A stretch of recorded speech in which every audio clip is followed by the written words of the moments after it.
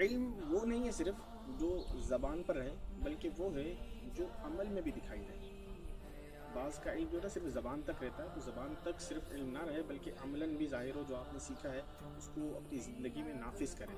سچ کے متعلق پڑھتے ہیں تو سچ بولنے والے بنیں، جھوٹ کی جب ہم نقصانات پڑھتے ہیں تو جھوٹ سے بچنے والے بنیں۔ اپنی زندگی میں اپنے مطالعے کو لے کر آئیں، جو بیان سنیں اس پر عمل کریں، احادیث سنیں اس پر عمل کریں، انشاءاللہ عز و جل یہ علم آپ کو فائدہ دے گا۔